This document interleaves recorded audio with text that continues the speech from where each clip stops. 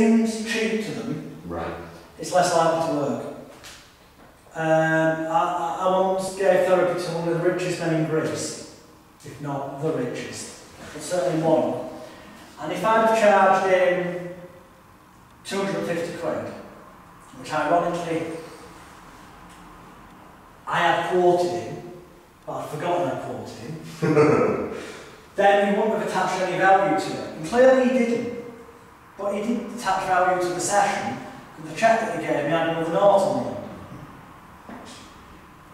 He must have, he filled in the blank himself that I must have said at least that, because why would I be, you know. If someone who smokes, or has, you know, has got enough focus to spend, what is it now, 6 quid for 25s? So a 40-day smoker spending 12 quid a day, 80 quid a week, £320 a month.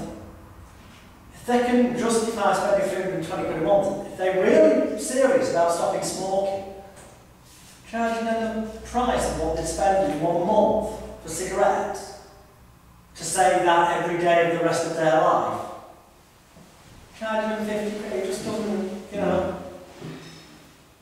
It's got to seem worthwhile. That means you will lose some clients who think they can't afford it, but you know what, those clients don't want to change it. If they did, it'd save up the money and come to you. If they go and find somebody cheaper, the moment that they do, all they're saying to themselves is they're not worth that investment. And when they say that, the chances are it won't work without the therapist, and you know what? Down the line they'll save up and they will come and see you. That makes it, I know it sounds harsh, but it's just the reality of it. Yeah. Marketing, by the way, it's a complete step-by-step marketing plan for getting smoking, weight loss and confidence lines, with example sales letters and stuff on the dish you've got. I know you're aware of that, because you've already been looking through them since the last class. But really worth really. You know, your business plans in there, your risk assessment stuff, where to get your insurance, advertising templates for getting clients. When I say don't spend any more money on hypnotherapy or NLP or whatever name it's called training, I surely mean it, and that includes me. The amount that's on the disc you will never get through. Like it's an neither do you need to. Yeah. But if ever at some point in the future you hear something or see something on the telly and think, oh, I wish I knew more about that, before you go getting roped into a course to discover it's just the way you repackage it what we're doing today, look at the discs. And I guarantee you'll find something on there that will give you the boot up the arse and remind you that, oh right, it's just those building blocks, because that's all it is. These building blocks, as we identified earlier in the day, with a slightly different presentation, get called team building and management training.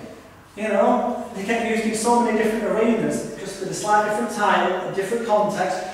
And rather than their eyes being closed, it might actually be that their eyes are open. And rather than imagining that there's a TV set, they might actually give them sledgehammers and old tellies. And in our corporate companies won't pay the money to smash up all the stress out of their life. It's the same bloody thing, except they've just added a level of doing it for real. And you know, the person who's facilitating that session probably charged the corporate company, you know, 10 grand to win for the day. And they bought 20 second-hand knackered tellies for 20 quid each and 3 sledgehammers and got him essentially just brought to life what you get them to do with their eyes closed. And the person won't feel bad. I'm sorry, if you smash it out, it is like a stress ball. If you get into it, it's like those whack-a-moles at the seaside. You do feel, you know why? Because when you're doing it, any form of physical effort, exercise, releases adrenaline in your body. They feel good, you know. People pay to smash plates at lunchtime. This is in Japan. They've got stores where people pay to stand there and throw plates at walls and bowls and crockery. They pay. And you feel better for it. It's like it's externalised, it's getting rid of it. And people, literally, it's not a joke. Look on that, there are people, I'm not going to mention the name of the person, but I know there is someone who essentially has them smash up television sets with sledgehammers. It may as well be that they've got them sat in the chair doing what we did this morning, but no, he's brought it to life. He's not calling it therapy, he's calling it team building and stress management. We're charging like 10 grand for 20 employees at a time. It's like 500 quid a head, but they're all done at the same. If you choose to go down that path, guess what? It all works for the same reason, and that's why they will feel some kind of result. It's all how you market it in the end. Any more questions? In fact, you've got mentioned group sessions, or if it's worth. Group sessions, it doesn't get any more complicated. Well, it doesn't. I covered it on the display. Group sessions, we sort of touched on it before, Vicky. The point is, with CMT, the way it's structured is, you don't need to know what they are thinking, and you don't need to know the actual specifics. Now, in therapy and psychology world, we call that, excuse me, content-free therapy. Now, that doesn't mean you can have a room full of people all with different issues. You could, and frankly, the way it's structured, the script, it'd still work. But it'd look like a shotgun advert. You better have been a specialist consultant. So, you know, you could advertise smoking cessation evening with complete mind therapy consultant, your name, such a night. Rather than paying, why pay £395 for a one-to-one session when you can get all the benefits here tonight for just £77 and get like 20-30 people in a room? You tell them all to close their eyes, or tell them all to stand up and do the thumb thing, and tell them all to close their eyes and go through the script. You know they're all on the same hymn sheet, the credibility's there because you're a consultant. So you can occasionally throw in, see yourself as you want to were in the past when cigarettes used to bother you, because you know that'll be relevant to them all because they're there for them. But other than that, the only difference is you've got more people in the room and potentially it's more profitable if you marketing plan. And the marketing plan you'll see on the disc is such that the people who can't afford the few £100 for a session, you can take their contact details and send them out an information pack if you don't manage to put them in there and then. And in that information pack it'll offer them the choice, one-to-one session for this, or I've got a group session coming up for this much. And if they truly can't afford the big price, because people tend to want one-to-one treatment, but if they can, you'll quite often get them converted to the group sessions. So that way you're getting more clients than you're losing, so that you're actually, if you want to run it as a business. Would you run like one of the group sessions, for example, once a month or every couple of months? Would it obviously depend on how many leads? Advertising. They're regularly happening in this area, and this area. You don't tell them where. Secret location, disclosed only to those people who are serious. Once you know you've got like half a dozen people waiting for it, you put the venue. The £55 insurance, does that cover EU as well, or? If you live in England, it covers you for doing it in Europe. If you don't, I think it's marginally dearer, but it's still less than £100. It's like an extra 20 quid, isn't it? Yeah, it's a real. But it is like, it's not double, it's about half as much again. But you'll find that bizarrely in the folders that says insurance services on the main disc, because I'm lazy and I like to keep things simple for Americans. Any more questions, or is it actually? I'm a reflexologist. This last week was a reflexologist, and there's a massage in the centre. They have spare rooms and things. So if I was, how would you do it now? So I've probably seen it once in a couple of months or something like that. I don't think I mentioned last time I saw that I was coming here. So she knows I've not been trained. How do you know? No, why does she know? Because we've talked about it in the past, because I've sort of said about stuff like, like we talked about the last before Marine. Right. She doesn't forget stuff. I've been going for 17 years, so I kind of know pretty well. But to somebody turn up and say, right now I'm qualified, if that's right, is that the right word, qualified? In the perception of the people, yes. Yeah. Because I thought I might approach her and say, why can't I? I've got a secret to tell you.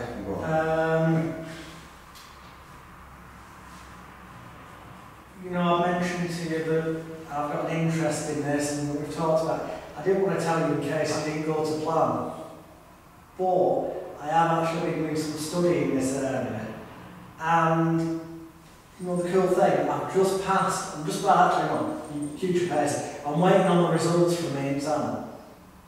Now I had the exam at the weekend, I won't hear for about a fortnight. I'm waiting to hear on it. I'm hoping I'll pass. If not, I'm going to have to do the exam again. But hopefully I'll pass. That seed's planted. And a couple of weeks later, yes! And you date it for around that time, certificate. You passed it. Yeah. Get some nice Staples doing some really nice parchment paper at the moment, and it's the stuff that Nick and Eva Ryman's as well. There's some really nice sheet. I know that for example. Yeah. Put it in our X, I should be thinking, oh, I hope you're going to do this. It sounds credible because lots of people are worried about whether they'll pass an exam or not. They don't know why they could fail. But now you're getting a bit excited because the course is over, you've kept it quiet. But now you're just a bit worried, I hope I pass. If not, I'll have to do it again, but I hope I pass.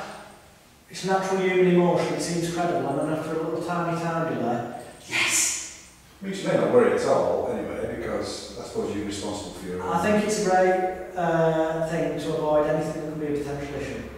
And therefore, if she's got the perception you've been studying for a while, and you passed an exam, let me tell you, her intent when she tells people about the fact that you're doing it will be better at getting more clients. It is all perception. Now, in terms of registering with like NHS and BID, which you mentioned in the books and things, to get a number so that you can get possible referrals from there, what's the process for that now?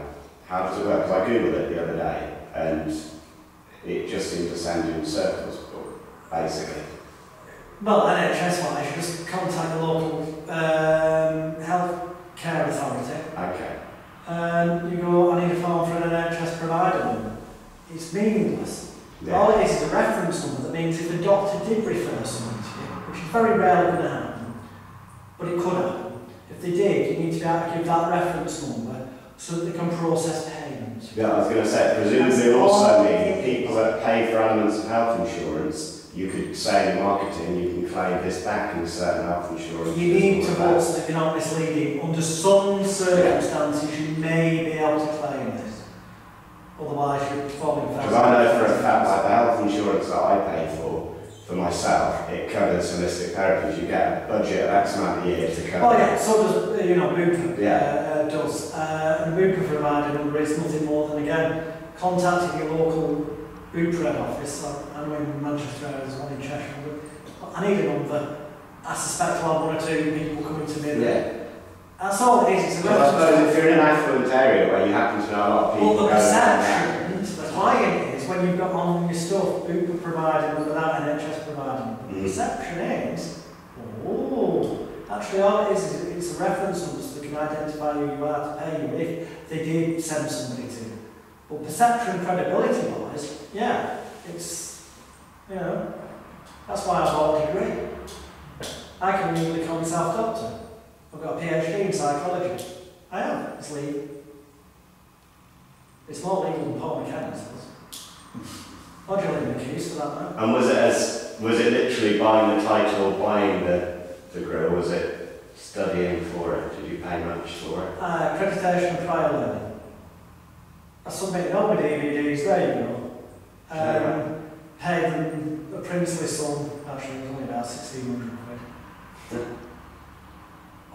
But what I did that certain celebrity people in England didn't do is I had it apostilled, which means it's got a stamp on it from the British Commonwealth and Education Office saying that it's a genuine degree.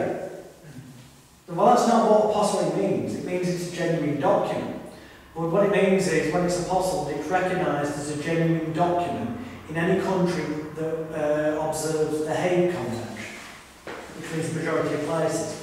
So when I get asked, I've heard you just got your degree, I go, whoa, no accreditation of prior learning, and it's recognised anywhere under the Hague Convention. Look, I've looked at it on Facebook, you'll see the Commonwealth Office reference number, ring them and check whether it's a genuine document or not. Now if they do ring, all that reference number is going to do is confirm that they apostilled that document. It's not saying that it's a legally recognised degree, but 99.9% of people don't perceive things that way, do they? And I am legally, as long as I've got the competence to have that piece of paper, then I'm not committing fraud. And given that I've got testimonials from medical doctors, GPs, psychologists, psychology lecturers, saying I've taught them more than they learn on courses, I'd argue, yeah, no, the perception. But if you don't want to go down that route, always put Mr. M.R. dot and then your name.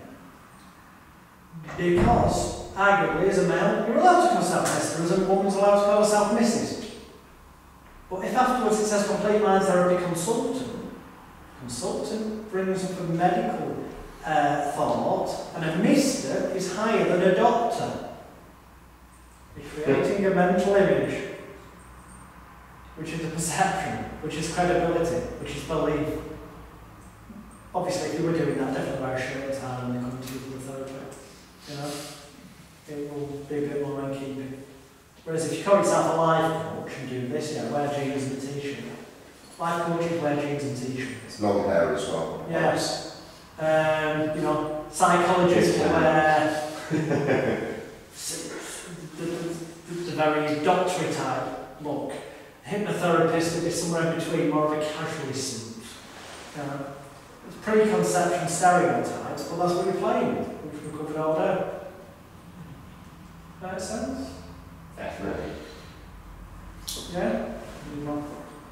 The number of questions is definite. I hope that's because it's made sense. I really swear, honestly, more than anything, if there's anything I can just say to round off today before we go to drink somewhere. And obviously, if you think about any other questions, ask me then. The only thing I would say to you is do 3 things when you leave here. Not necessarily straight away. I mean in general, okay. Number 1. Make sure you create an environment when all those things are in place. So if you're going to use your own office, have the shelf with the psychology books on. You don't need to read them. The suggestions there that you've read them, because they're on the shelf in your office. Go, county bookstores, or buy a little second-hand on eBay. Because that way they'll have the benefit of looking like they've been read, decreased into it. A few post-it notes stuck into appropriate pages. Exactly. Yeah, right. Type in complete mind therapy practitioner, complete mind therapist into Google. See how many people there are around the world who studied what I've taught you today and are now swearing blind that this is the best thing they've ever learned. That are doing it for a living, including celebrity names that I'm telling you around the world. Prove it to yourself. And then actually give it a go. But obviously in the context of you've been doing this for quite a while. One more thing is to join Hypnotories. Yeah. Hypnotoria, our home news group, which there is a link on the disc, but I'll be emailing you all with an invite, as I said, probably tomorrow afternoon, not morning. It's my morning up with my daughter anyway, so it'll definitely be tomorrow afternoon. And you just click on that, yes, accept invite, and then you can create a username and password to log in. And you can have conversations with the other therapists who are using this. It's very wealthy depth of knowledge that. In a nutshell, you don't need to pay for any more information. You've got access to therapists around the world who are doing it, who will give you the information for free for the help each other. Or you'll go in and you can go on the search box. Say you've got a client suddenly coming, you booked a client and they say they've got, I don't know, something you've never heard of before. Doll phobia. Yeah, something you've never heard of before. Type in the search box and Hypnotoria, click search, and I guarantee one of the members or more will have had a conversation about it in the past, and it'll bring up those threads and it'll be full of advice and ideas on how to deal with that client. There's a lot on things like epileptic clients, autistic clients, children, brain injuries, back injuries. Because there are actually people, not just therapists, there's also people that work in the more conventional medical field that are using these techniques in with the work. And I'm not telling you that to show off, as much as it makes my ego feel good and proud that I came up with something, albeit there's nothing new in it. It's just the order I put it in, so that it's getting rid of the past, it's all in the future. And covering all the emotional needs, so that you don't have to spend weeks getting to the root cause because you've already covered it. That's the only thing I claim anything for, and the fact of the name was a great suggestion in itself.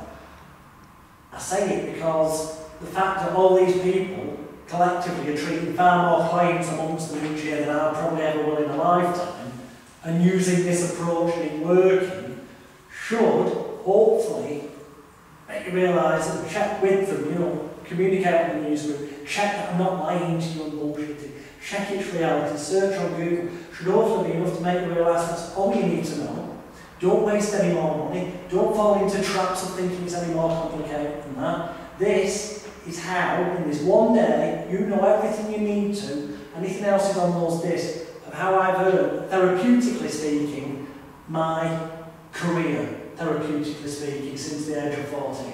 And do you think, and slightly off topic, I suppose, but in terms of, like, as you know, I do a mix of all sorts. Do you think, with regards to therapy side, if you're setting up a practice as a therapist, should you then put on the back burner some of the performance style stuff and stop doing, for example, magic at weddings, magic? I'd use a different name. Yeah. Because I'm in a local area, will people, because for example, if I set up a therapy practice within my hometown, everyone locally knows me as doing magic at places. In that case, in terms of your locality, leave it a fortnight, print out your certificate with that date, let me know what the date is. Yeah. Then you use the example press release that's on the disc, go to your local paper and tell them, wow, I've just passed this course, I've been studying for the last however long, and get them to do a story. If it's local, you know, you can offer your first 10 clients, you're going to treat for free to celebrate the fact you passed the course. And in the article you can say, you may already know this person in the local area, he's well known at parties for his entertaining, juggling, fire eating, magic and all that. But for the past so many months he's been training to do this because he's got a desire to help people. And then that doesn't stop you doing them both because it's out there. People know. Yeah, it's just about the way you market it. Overcome problems before they become problems. Yeah. Turn it to your benefit. Yeah. You know, you make a line. You know, you got into it because you know you used to have a fear of fire, didn't you? And you really admired the fire jugglers when you were in magic and juggling, but you could never do the fire juggling bit. You went to see a hypnotherapist to cure your fire phobia, and then you could add that to the act. And over time you thought how good it is that people enjoy that fire juggling bit of your act. And you thought, you know what, I could help other people. And so you started doing a course on it. There's a story there, isn't there? Publicity equals clients. I don't know why you are, that's stuff tough in the head. Yeah. It's a way to structure things to your benefit always. Yeah? Cool, definitely. Well, on that note then, I was going to say ladies and gentlemen, Marina's not here. Enjoy the DVDs. I hope you're going to join me for drinking booze. One place, especially Jack. You can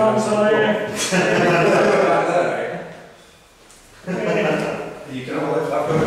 Alright. Because I'm going next night, so, what I said. Can we be cheeky? Yeah, of course. Thank you. I'll just very quickly turn all this off then.